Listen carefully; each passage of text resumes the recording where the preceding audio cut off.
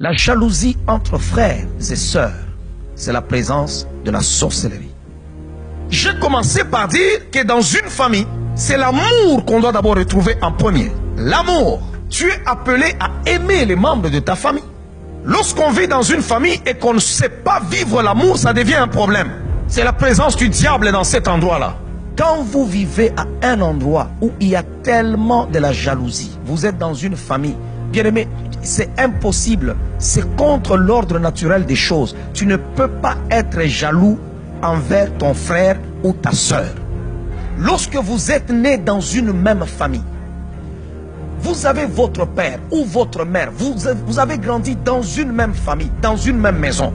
C'est contre nature lorsque ton frère a une belle voiture, lorsqu'il a une maison, lorsqu'il a un bon compte, lorsqu'il a un bon mariage, lorsqu'il épouse une belle femme ou il épouse, je ne sais pas, un homme qui a des moyens, lorsqu'il a étudié plus que toi, lorsqu'il a un travail plus que toi. C'est contre nature que toi, son frère ou sa sœur de sang, tu puisses en être jaloux. C'est de la sorcellerie.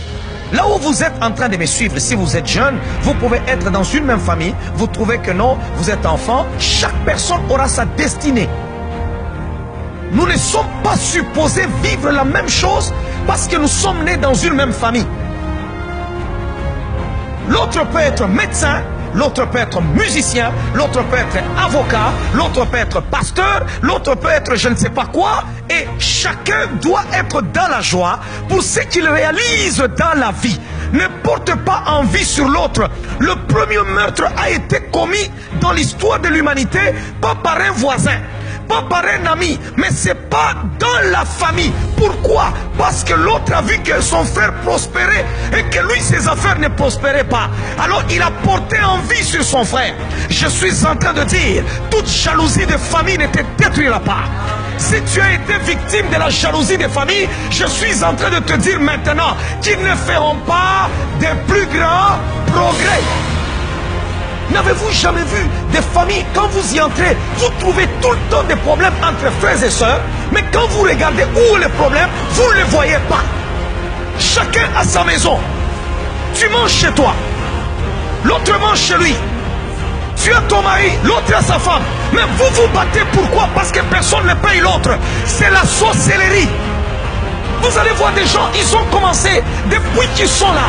Ils se marient, ça continue. Ils deviennent même des grands-mères, mais ça continue. Ils ne font que se battre. Vous vous battez pourquoi? Expliquez-nous pourquoi vous vous battez. C'est pourquoi Dieu dit à Abraham, quitte la maison de ton père. Ces disputes-là te semblent banales, mais laisse-moi te dire, c'est en train de tuer ta destinée. Derrière chaque esprit, il y a un mandat.